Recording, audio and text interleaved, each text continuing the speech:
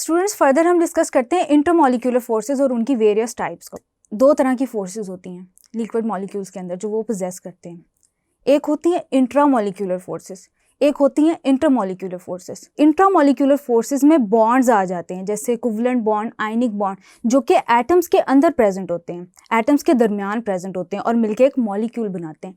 Intramolecular forces वो forces होती हैं जो कि मॉलिक्यूल्स के दरमियान प्रेजेंट होती हैं, यानी कि बिटवीन मॉलिक्यूल्स। फॉर एग्जांपल आप देख सकते हैं कि वाटर में एक ऑक्सीजन के दो कोवलेंट बॉन्ड्स हैं दो हाइड्रोजन के साथ, जबकि एक वाटर मॉलिक्यूल दूसरे वाटर मॉलिक्यूल को अट्रैक्ट कर रहा है हाइड्रोजन बॉन्डिंग के थ्रू, जिसको हम आगे डिटेल में डिस्कस करेंगे। इंटरमॉलिक्यूलर फोर्सेस की 5 टाइप्स होती हैं: dipole dipole forces, ion dipole forces, dipole induced dipole forces, London dispersion forces and then hydrogen bonding. One by one discuss करते हैं। स्टूडेंट्स सबसे पहले हम डिस्कस करते हैं डाइपोल डाइपोल फोर्सेस को। Dipole dipole forces are the attractive forces between the positive end of one molecule and the negative end of another molecule. इन forces को हम बोलते हैं डाइपोल डाइपोल फोर्सेस। अब हम डिस्कस करते हैं कि ये फोर्सेस अराइज कैसे होते हैं। डाइपोल डाइपोल फोर्सेस के लिए किसी भी मॉलिक्यूल का परमानेंट डाइपोल होना जरूरी है। वो कैसे? HCl है। हाइड्रोजन और क्लोरीन के दरमियान इलेक्ट्रोनेगेटिविटी डिफरेंस काफ़ी ज़्यादा है। इलेक्ट्रोनेगेटिविटी डिफरेंस का मतलब कि क्लोरीन इलेक्ट्रॉन डेंसिटी को अपनी तरफ ज़्यादा अट्रैक्ट करता है as compare to that of hydrogen, और as a result of shift of electron density towards chlorine, electron density hydrogen और क्लोरीन की अनसिमेट्रिकल हो जाती है। अनसिमेट्रिकल होने की वजह से ज़्यादा नेगेटिव चार्ज क्लोराइड आयन के पास आ जाता है, जबकि ज़्यादा पॉजिटिव चार्ज या इलेक्ट्रॉन डेंसिटी की डेफिशिएंसी हाइड्रोजन पे हो जाती है, जिसकी वजह से हाइड्रोजन पे पार्शियल पॉजिटिव चार्ज आ जाता है और क्लोरीन पे पार्शियल नेगेटिव चार्ज आ जाता है। अब ये तो बन गया एक डाइपोल एक मॉलिक्यूल के अंदर। अब यही जो बहुत सारे हाइड्रोजन क्लोराइड मॉलिक्यूल्स डाइपोल्स की फॉर्म में एक साथ प्रेजेंट होंगे, इंटरैक्ट करेंगे। वो कैसे? नेगेटिव एंड्स अट्रैक्ट करेंगे positive ends of another molecule को, यानी कि the negative end of chlorine will interact with partial positively charge hydrogen ion of या hydrogen atom of another molecule.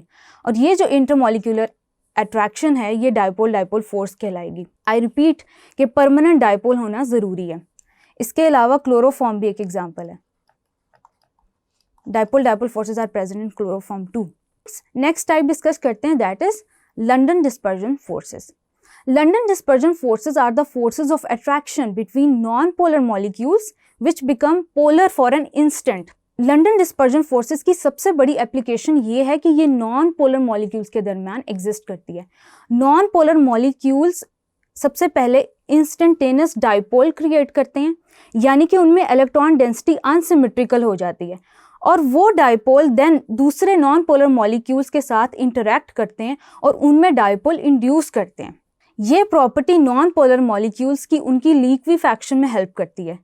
Liquefaction का मतलब है कि आपने किसी गैस को लिक्विड के अंदर कन्वर्ट करना है बाय अप्लाइंग प्रेशर। प्रेशर जब आप जनरेट करेंगे तो मॉलिक्यूल्स आपस में इंटरैक्ट करेंगे। वो कैसे? प्रेशर आपने नॉन पोलर गैसियस मॉलिक्यूल्स के अंदर एक्सर्ट किया, नॉन पोलर मॉलिक्यूल्स एक दूसरे के करीब आ जाएंगे, एक दूसरे के करीब आएंगे, एक दूसरे से टकराएंगे। तो जैसे आप इमेज में देख सकते हैं कि अनपोलराइज मॉलिक्यूल है, हम कोई भी इसको हीलियम ले लेते हैं फॉर एग्जांपल। हीलियम अनपोलराइज्ड है, प्रेशर अप्लाई हो रहा है, मॉलिक्यूल्स एक दूसरे से करीब आ रहे हैं।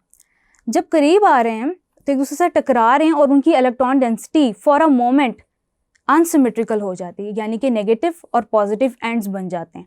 अब ये जो पार्शियल नेगेटिव और पार्शियल पॉजिटिव एंड्स हैं ये दूसरे नॉन पोलर या अनपोलराइज्ड मॉलिक्यूल्स के साथ इंटरैक्ट करेंगे और उनमें भी चार्ज डेंसिटी अनसिमेट्रिकल करवा देंगे। वो मॉलिक्यूल्स जो एक दूसरे से इंटरैक्ट करके for a moment for an instant electron density unsymmetrical करवा रहे हैं या अपने नेगेटिव और पॉजिटिव एंड्स जनरेट करवा रहे हैं, उनको हम इंस्टेंटेनियस डाइपोल बोलेंगे। अब ये इंस्टेंटेनियस डाइपोल जब अनपोलर मॉलिक्यूल्स के साथ इंटरैक्ट कर रहा है तो इट मीन्स कि उनके अंदर डाइपोल इंड्यूस कर रहा है। इंड्यूस डाइपोल आप देख सकते हैं। लंडन डिस्पर्जन फोर्सेस की सबसे बड़ी एप्लीकेशन यही है कि ये लिक्विफैक्शन ऑफ गैसियस मॉलिक्यूल्स में हेल्प आउट करते हैं। अब हम डिस्कस करते हैं factors affecting London dispersion forces. Factors affecting London dispersion forces में सबसे पहले जो हम फैक्टर डिस्कस कर रहे हैं वो है एटॉमिक या मॉलिक्यूलर साइज। जैसे जैसे किसी भी एटम या मॉलिक्यूल का साइज इंक्रीज होता चला जाएगा उसमें strength of London dispersion forces भी ज़्यादा होती चली जाएगी। Strength of London dispersion forces ज़्यादा होने का मतलब ये है कि डायरेक्टली मेल्टिंग और बॉइलिंग पॉइंट को अफेक्ट करेगी। जितना ज़्यादा साइज होगा उतना ही ज़्यादा बॉइलिंग पॉइंट कोई भी एटम या मॉलिक्यूल पोजेस करेगा। नोबल गैसेस के देख लेते हैं। नोबल गैसेस में helium, neon, argon, krypton, xenon, radon, और इनके आप बॉइलिंग पॉइंट्स कंपेयर कर सकते हैं। देख सकते हैं कि रेडॉन का, जीनॉन का सबसे ज़्यादा बॉइलिंग पॉइंट है। क्यों? क्योंकि एटॉमिक और मॉलिक्यूलर साइज ज़्यादा होता चला जा रहा है, जिसकी वजह से strength of London dispersion forces ज़्यादा होती चली जा रही है। नेक्स्ट हम डिस्कस करते हैं polarisability. Students, polarisability is the ease with which a molecule or an atom can be unsymmetric, यानी कि कितनी आसानी से कोई भी मॉलिक्यूल अपना इलेक्ट्रॉन डेंसिटी या इलेक्ट्रॉन क्लाउड अनसिमेट्रिक करवा सकता है। वो कैसे?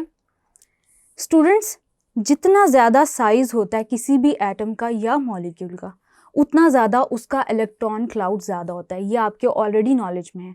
इलेक्ट्रॉन क्लाउड जितना ज़्यादा होगा उतनी ईजीली वो इलेक्ट्रॉन लूज़ कर सकेगा। जितनी आसानी से कोई भी एटम इलेक्ट्रॉन लूज़ कर सकता है या अपनी चार्ज डेंसिटी अनसिमेट्रिक करा सकता है, उतना ही ज़्यादा चांसेस होते हैं कि जब ये मॉलिक्यूल या एटम आपस में कोलाइड करेगा तो अपनी चार्ज डेंसिटी को ज़्यादा आसानी से, ज़्यादा एफिशिएंटली अनसिमेट्रिक करवाएगा। इसकी एक एग्जांपल देखते हैं, हेलोजन्स को देखते हैं।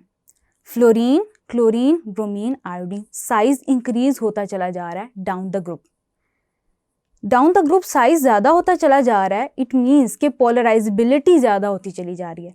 पोलराइजेबिलिटी ज़्यादा होती चली जा रही है, वो डायरेक्टली अफेक्ट कर रही है लंडन डिस्पर्जन फोर्सेस को।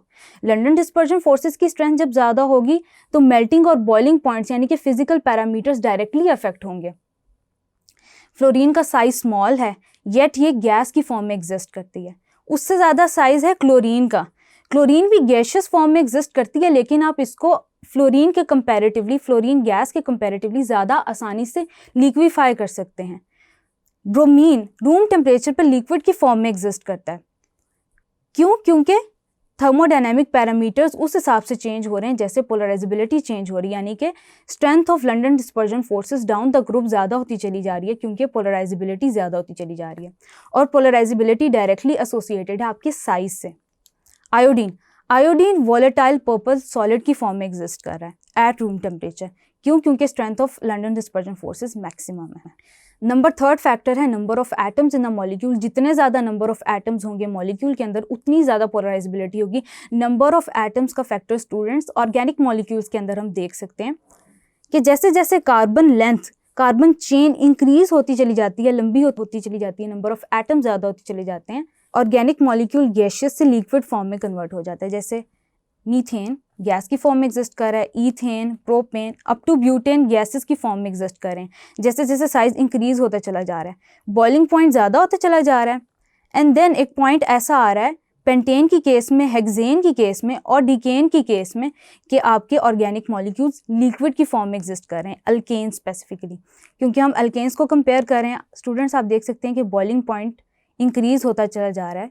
स्टूडेंट्स आप देख सकते हैं कि कार्बन लेंथ या कार्बन चेन में कार्बन एटम्स इंक्रीज होने की वजह से London dispersion forces directly affect हो रही हैं, जिसकी वजह से बॉइलिंग पॉइंट इंक्रीज होता चला जा रहा है।